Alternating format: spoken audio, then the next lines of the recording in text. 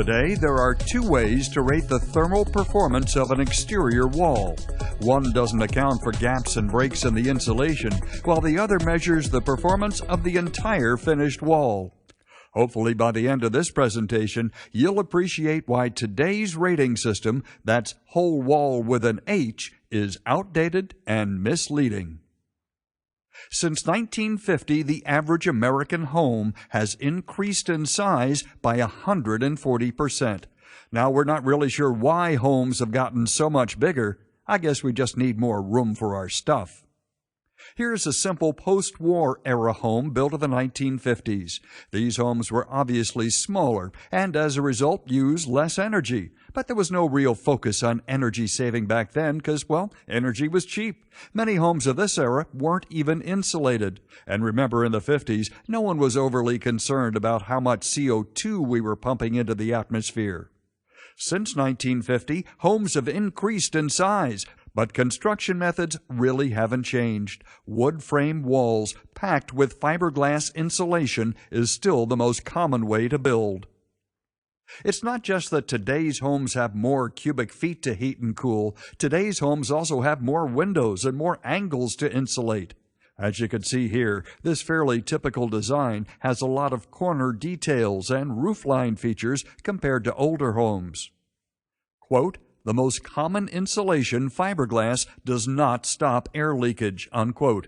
The opinion that wood frame walls and fiberglass insulation just doesn't work isn't just our opinion, it's the opinion of the Department of Energy after extensive research and testing. On these next few slides, we're going to show you how the Department of Energy came to this conclusion. The first reason is how fiberglass insulation is actually rated. When the insulation is rated for R value, readings are taken from the center of the fiberglass. That's actually why it's called center of cavity R value.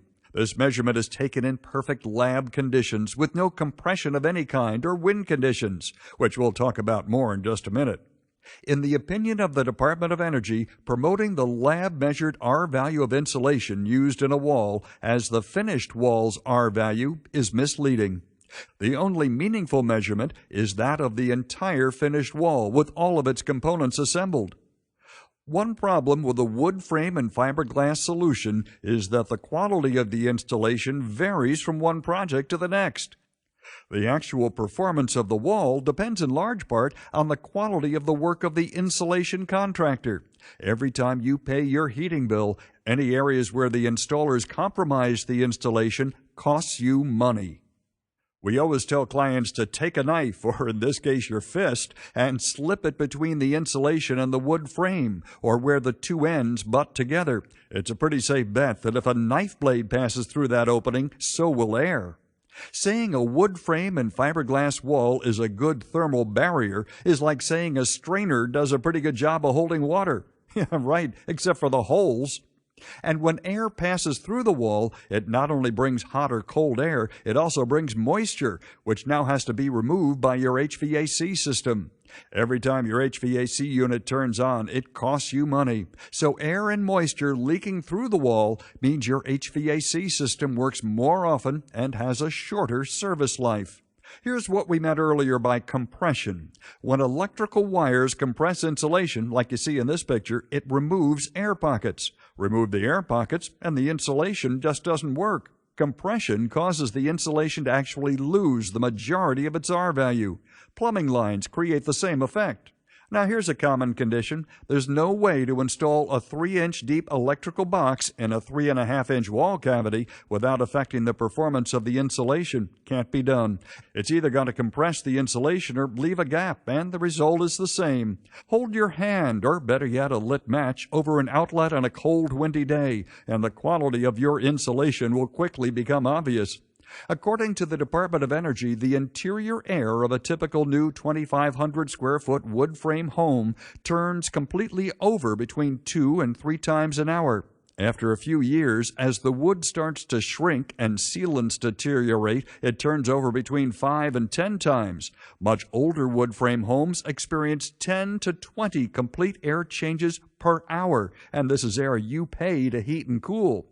To make matters even worse, if you live in an open area or anywhere where wind is prevalent, sustained 20-mile-per-hour winds will easily double the amount of air that passes through a wood frame wall. Just for fun, open your window on a hot day while the AC unit is running and see how long you could stand leaving it open. Well, this goes on 24 hours a day in a typical wood frame home.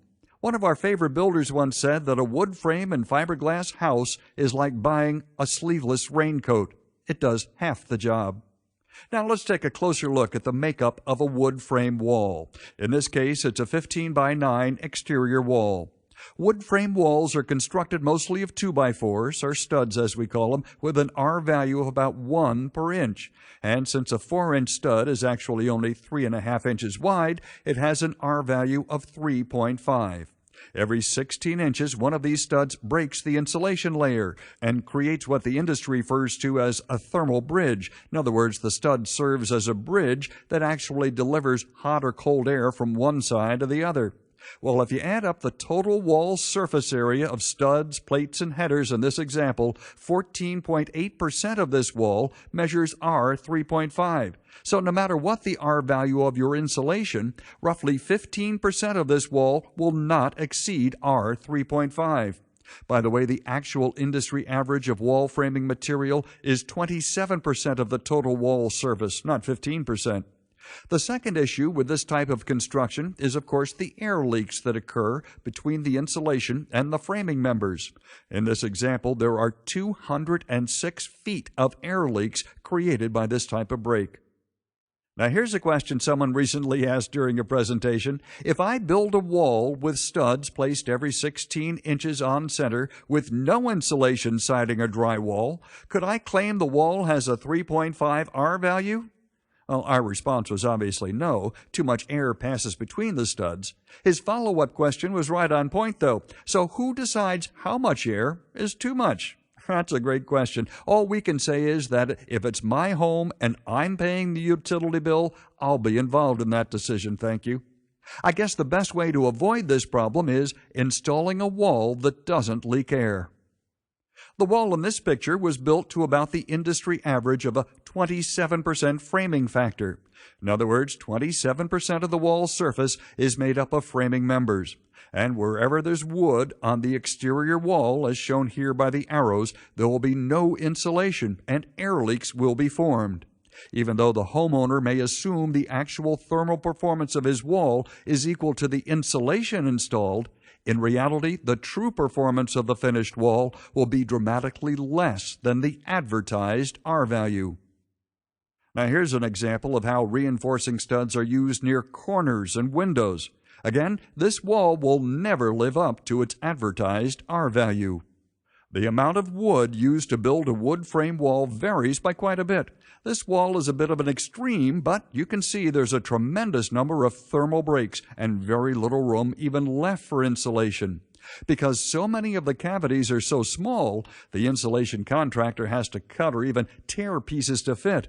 Insulation's usually just stuffed into the smallest seams. In either case, thermal ratings are ruined. And don't forget, everywhere you see a stud, you only have a 3.5 R value. Now here's what's surprising. Based on today's building codes, as long as the contractor uses the appropriate insulation, this wall would satisfy its thermal requirement, even though a large percentage of the wall has no insulation. This would be sold as an R15 wall, when actually it performs nowhere close to that level. And let's just assume this wall is caulked with sealant. When the wood shrinks, as all wood does, or the sealant deteriorates, as all sealants do, how would anyone repair the sealant? The thermal performance of this wall will decrease as the building ages. Here are two common building practices found in just about every wood frame wall. The placement of studs shown here provide the drywall and sheathing contractors with a place to attach their materials, something to nail into. And as you can see, this creates large voids where the walls intersect with no insulation whatsoever. In this floor plan, there are 48 corners and interior wall intersections like the ones we just showed you. And if each intersection is 3.5 inches wide, this adds up to 12 linear feet of uninsulated wall space. Add that to the reinforcing studs placed near each intersection, and it adds up to 80 linear feet. And if you take this 80 feet and multiply that times the 8-foot ceiling height, you end up with 640 square feet of uninsulated wall. That's 640 square feet of your exterior wall that has no insulation whatsoever. Thermal imaging cameras. Now, this is an important development. Hasn't really affected the construction industry yet, but it's only a matter of time before we start to see buyers using this technology. It used to be that defects in the thermal barrier were invisible. Today, infrared cameras allow buyers to photograph a property before they buy to get an accurate picture of how well the walls are insulated. In this example, you see the front of a 2-story home that to the naked eye looks to be well constructed.